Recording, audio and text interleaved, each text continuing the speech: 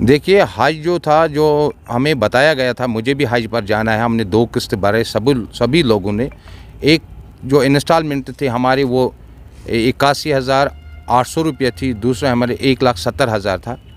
तो हमें बोला गया था, जब इन्होंने प्रेस कॉन्फ्रेंस हज चेयर साहिबा ने किया था यहाँ पे, उन्होंने बताया था 3,70,000 या 60,000 में आपका हज इस साल हो जाएगा, उसमें हज सस्ता हो जाएगा।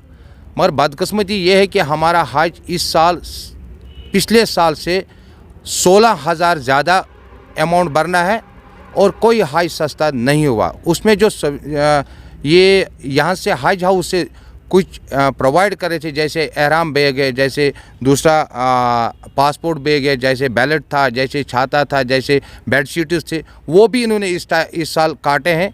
और जो 45,000 रुपया वापस 2100 रियाल हमें वापस मिलते थे, इस साल के मुकाबले वो 48,000 रुपये 300 बनते हैं। तो हमें इस वक्त पिछले साल से ये हज बहुत महंगा हुआ है और 16,000 कुछ रुपए ये महंगा हुआ पिछले साल से, हज कम तो नहीं हुआ है। मैं आपको डिफरेंस बताऊंगा। जो हज कमेटी ऑफ इंडिया है, उन्होंने जम्मू कश्मीर के लोगों से कितना ये भेदभाव करते हैं। जो बेंगलुरु है, बेंगलुरु को हमारे से जम्मू कश्मीर से 91,000 रुपया कम है।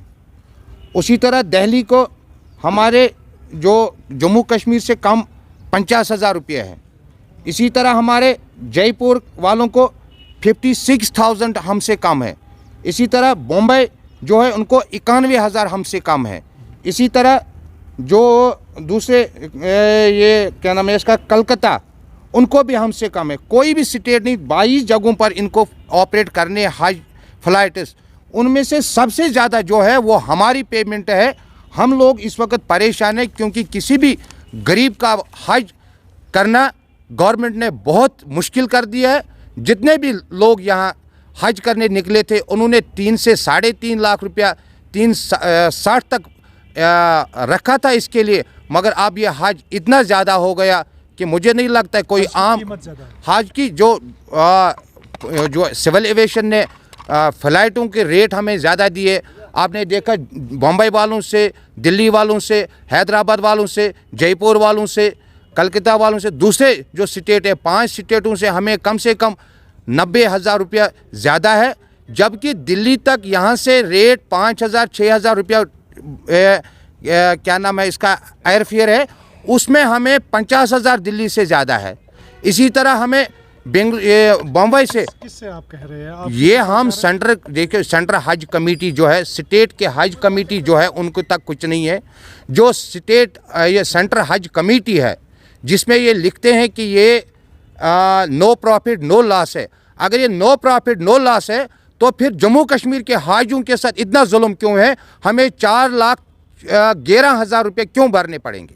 अगर हमें बोला गया 3,60,000 भरने हैं तो 4,11,000 तक कहाँ से उन्होंने 70-80,000 रुपया 90,000 रुपया हमें ज़्यादा लेने का फ़ैसला किया? हम हज कमेटी ऑफ इंडिया से कहते हैं, और जो माइनॉरिटी के वज़ीर है इस वक्त समीता ईरानी जी, उनको हम अपील करना चाहते हैं, अगर हमें जम्मू कश्मीर के लोगों के साथ इसी तरह आपको जुल्म करने हैं तो फिर मुझे लगता है हज पर कोई जाने वाला।